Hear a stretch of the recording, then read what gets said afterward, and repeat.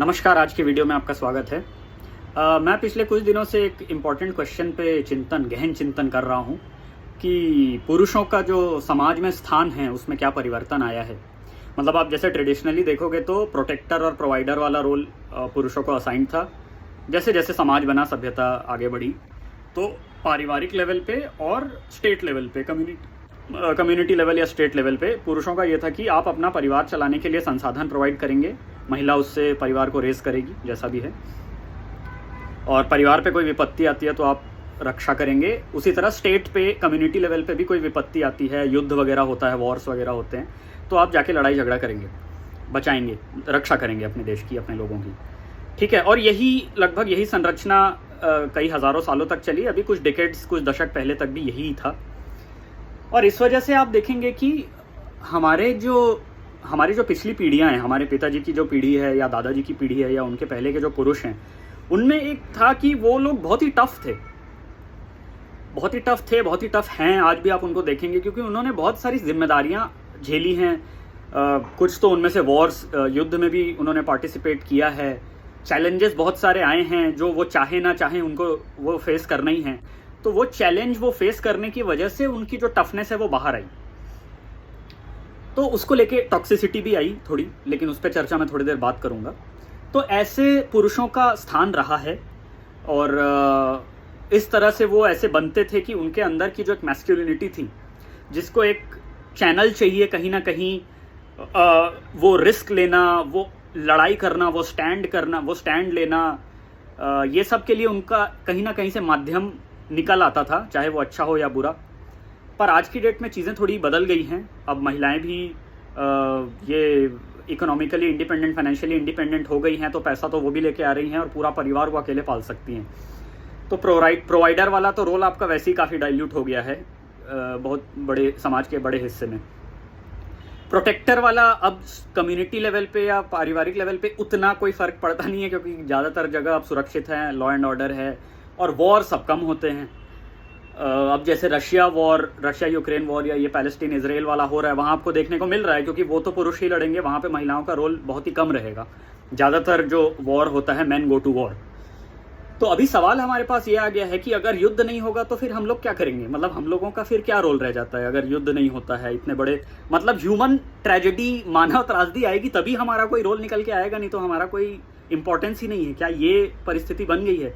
क्योंकि पैसा अब हमारा कोई यूनिक फीचर रह नहीं गया है। वो तो महिलाएं भी ला रही हैं, पत्नियां, माताएं जो भी हैं, और लड़ाई या तो हो नहीं रही है, और हमें ऐसा विश तो नहीं करना चाहिए क्योंकि हमको अपना मैस्कुलिनिटी प्रूव करना है तो वॉर हो। ये तो मतलब बेतुकी बात हो गई।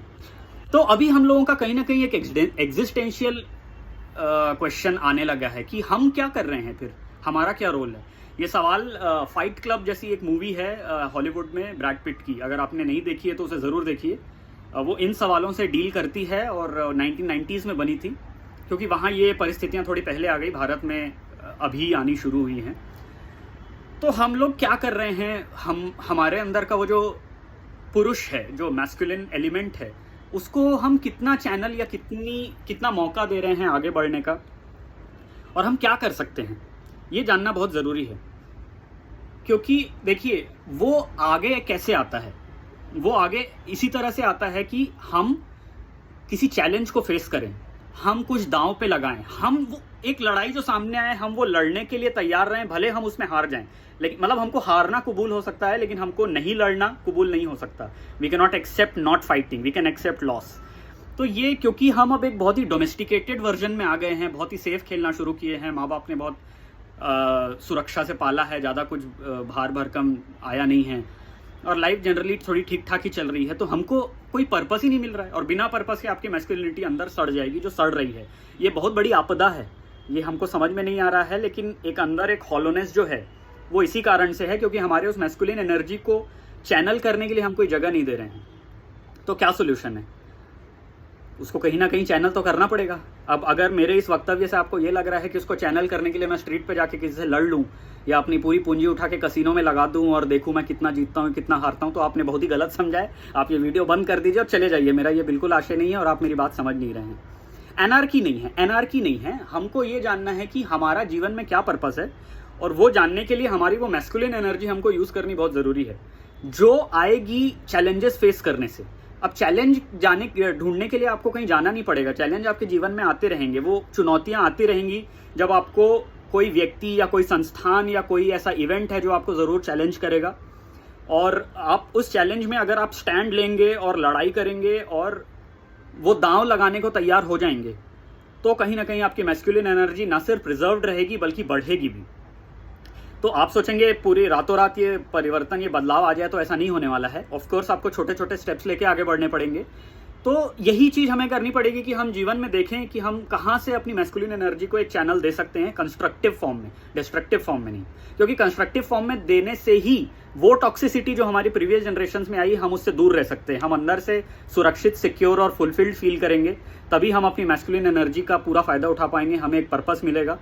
क्योंकि देखिए, महिलाएं चाहे ऊपर से जो भी बोले, अंदर से उनको भी वो ये डोमेस्टिकेटेड और वीक वर्जन जो है पुरुषों का, वो उनको पसंद नहीं है, और हमको भी पसंद नहीं। हम भी नहीं चाहते हैं हमारा ऐसा वर्जन जिसमें हम डोमेस्टिकेटेड रहें और वीक रहें। तो उसे दूर करने के लिए ये ज़रूरी है कि हम इन सवालों के जवाब ढूंढें, अपने जीवन में एक पर्पस डालें, और उस एनर्जी को जो हमें वो रिस्क लेने को, वो लड़ाई करने को, वो स्टैंड लेने की क्षमता प्रदान करती है, हम उसको लेके ज़रूर आगे बढ़ें। आपके इस वक्तव्य को लेकर जो भी विचार हैं प्लीज़ बताइए, क्योंकि मुझे लगता है कि हमारे जीवन में बहुत ज़रूरी सवाल है, हमारी पीढ़ी के बहुत ज़रूरी सवालों में से एक है, और हमें इस सवाल का जवाब ज़रूर ढूंढना चाहिए। Thank you very much. जय हिंद।